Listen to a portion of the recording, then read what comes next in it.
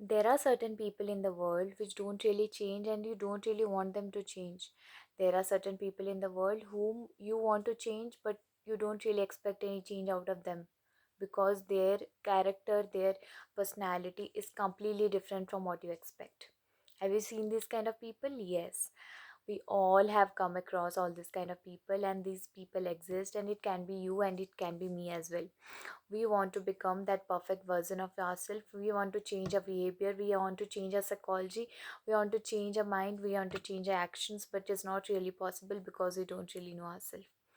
So welcome to this video, and here I'll be talking about the 14th Karika, which was given in the Samkhya philosophy, which is a dualistic, which is a rational philosophy which does not believe in the concept of God or some incarnation of God, but it is a rational philosophy which gives some understanding of life which we can use. It's a more of a scientific philosophy, okay? So what will I talk to you about today? I'll say about this things which is related to the cause and effect behavior which already exist in life, okay? So think of an example like this. Think of the sweater I'm wearing right now.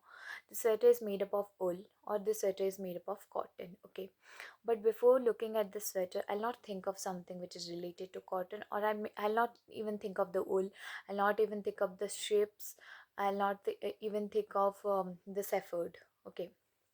But you know that this cotton sweater or the cotton cloth, okay, which we wear is made up of cotton. It exists because of the cotton, but we tend to acknowledge that after looking at the effect.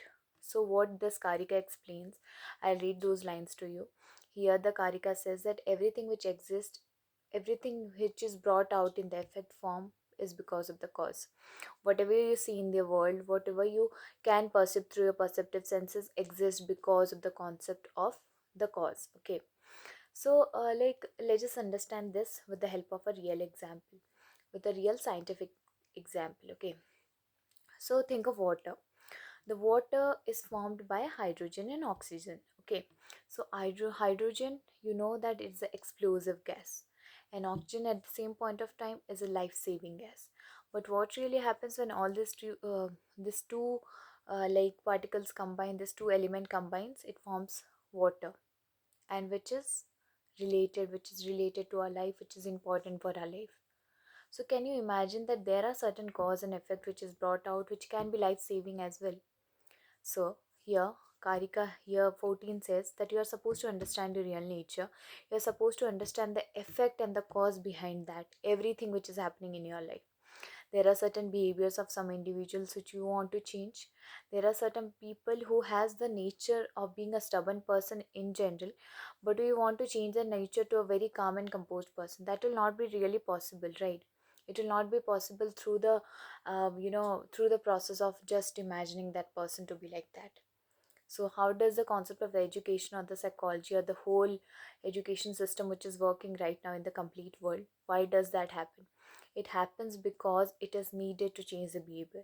And education as a whole, the knowledge as a whole can change the right person, and it can transform the behavior of a person. That is what Sankhya Karika explains here. That, let me just take a breath now.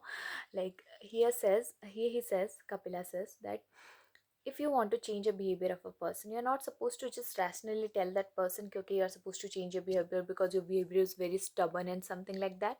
But you're supposed to analyze that person first, judge that person first, but in mind. You're not supposed to not rip that person out.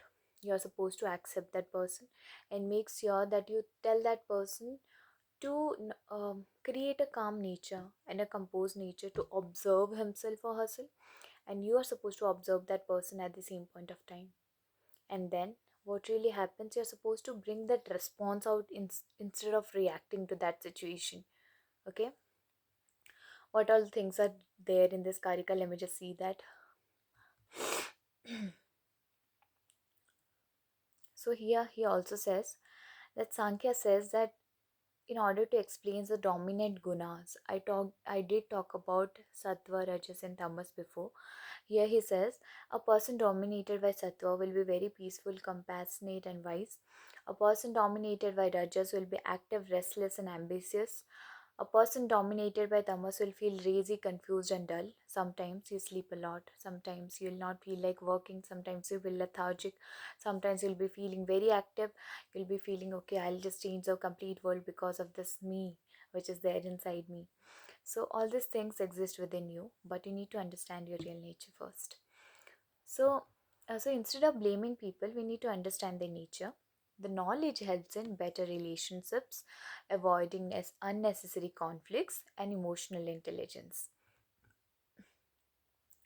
So there are like let's just think of something in a classroom environment. Okay, so there are some individuals, there are some students in the classroom who are very focused, who are very calm, who are very composed. They are not at all hyperactive in nature.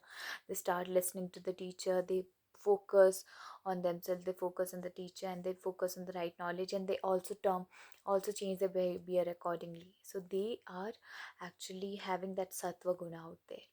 There are some people who are energetic but distracted. There are some hyperactive kids which you see in the classroom. They're very distracted, but at the same point of time, they're very hyperactive. This refers to the tamas inside them. No, sorry, rajas inside them. There are some people who are unmotivated. They don't really know what to do with their life. They don't really know why they are even studying this. They don't even know the meaning of the life, and they don't even think that, okay, let's just do something out of all these things which is there in the life. So these persons are actually dominated by tamas. Okay, that doesn't mean that all these three gunas are bad. No, we are built out of all these three gunas. We need sleep, we need dread, we also need energy to get up early in the morning, and we need sattva guna out there. But we need to manage all these three gunas in a proper perception, in a proper concentration, so that we can work with our life properly. So here he also says that you can transform your personality with the help of meditation, with the help of discipline, with the help of positive habits, with the help of good company, which increases the sattva and transforms your personality. This karika more talk like mostly talks about the changes in behavior and how you can change the behavior. Okay, I'm not using the perfect imperfect jargons or vocabulary which will actually confuse your mind, but this is just a normal explanation to this karika. Okay. um, hmm. Here this karika also says your present nature is a result of your past causes.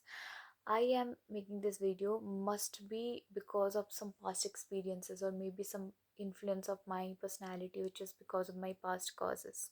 So you are standing in the right place, and from now onwards you can change your personality and also your behavior as well. But according to that, if you want to change yourself, you need to understand yourself first. You need to observe yourself, you need to observe other situations, you need to observe your situations and your response to other situations as well. Okay, so can you do that for me? If you like this video, subscribe to my channel and hit the like button.